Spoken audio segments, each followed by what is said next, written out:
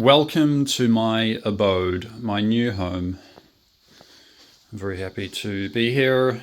The sleep last night was a little bit rough. I don't have a proper bed yet. To be honest, I hardly slept, but I still got up at 5. I still got up. Usually I'm up before 5. Usually I'm up at about 4 a.m. But yeah, the sleep last night was very rough. I needed a little bit extra. Mind power versus guns. I hear all these liberals talking about, oh, I don't like guns, and then if we think about it, obviously it's all about a balance between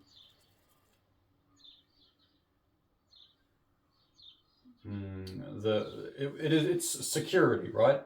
At the end of the day, if we boil this whole issue about this whole issue down to first principles, it's about security.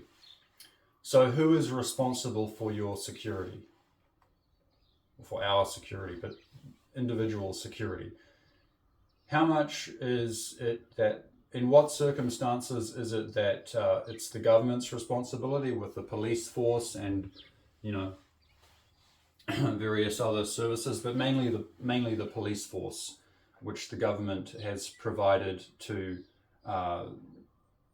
ensure your ensure, but not really, your security, and in what circumstances are you responsible for your own security? Obviously,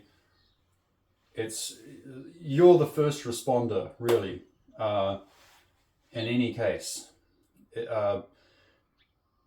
Whether it's some sort of confrontation or whether it's a natural disaster or a health emergency or whatever it is, it can be any dangerous, any urgent, situation.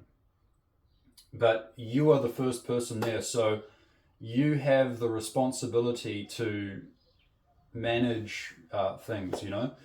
People, they just freak out and call the police straight away.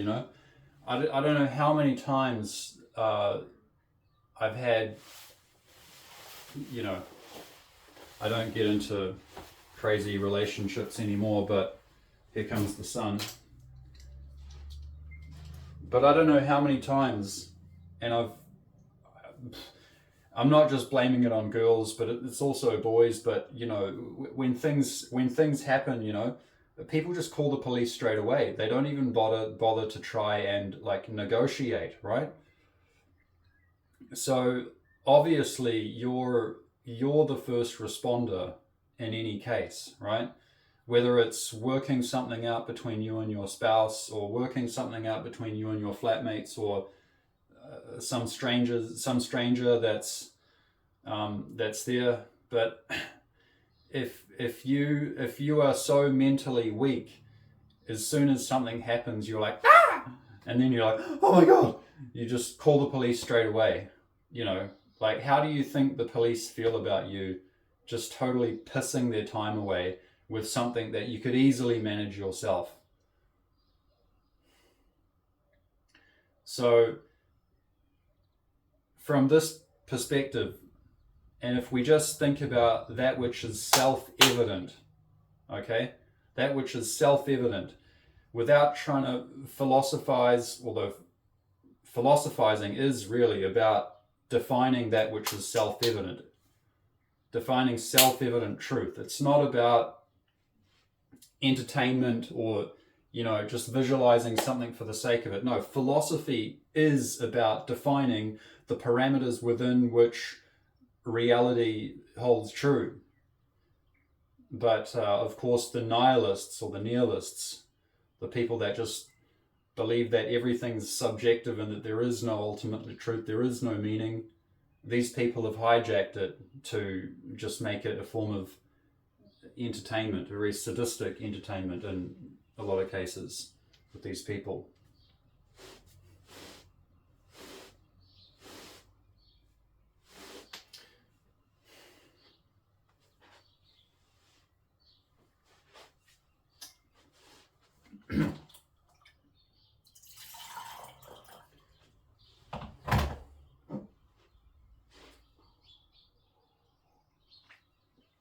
So now if we just look at it from a self-evident perspective, there are a lot of situations in which the police aren't going to make it there in time. And obviously, in a lot of situations, the police only come after someone's already been hurt or stabbed or killed, or, you know, after the situation has already begun to unfold, right? So now we can start to understand why we can start to understand the reasoning behind the right to bear arms, okay? So we can start to, it's important to have a balanced perspective and to be able to see things from not just one perspective, not just your perspective, whatever your emotional bias is, whatever it is that you're being drawn into just right at this moment. But if you think it, you know, if you just start to look at the track record of human history and, you know, based on that, look at what the foreseeable future is going to be like without just trying to visualize some utopia that you would like, and then going with whatever political narrative that says, yes, we're going to create this utopia, you know, without having any self-evident method of doing that, then you're really out with the fairies, okay? You're really out with the pixies and the fairies in Wonderland, okay? But when it comes to guns, okay, I got a good solution. With this dilemma of, oh, I don't like guns, you know, because they, you know, they can kill too many people and blah, blah, blah. Okay, how about we develop our mind power? From first principles, do you know what is wireless induction? Do you know how the power, the electricity, gets from the power station to the house here, okay? It's not just straight wires, okay? The wires go to a transformer where it coils around and then it goes back, and then there's another wire and it coils around and it goes back. Between these two coils, there's nothing touching, okay? It's wireless induction.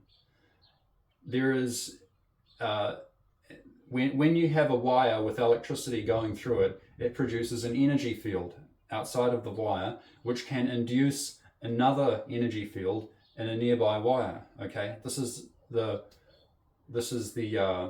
science behind it. When you have coils of wire in certain configurations, you can make it more efficient. Okay, now our brain, our body, our nervous system has electricity going through it, right?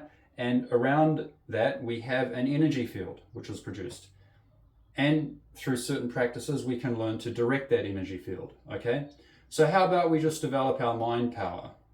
If someone has a gun and your mind power is developed to the level where you're able to use your wireless induction to hack into their nervous system, then before they even pull that gun, you already sense the intention, and you can just, you know,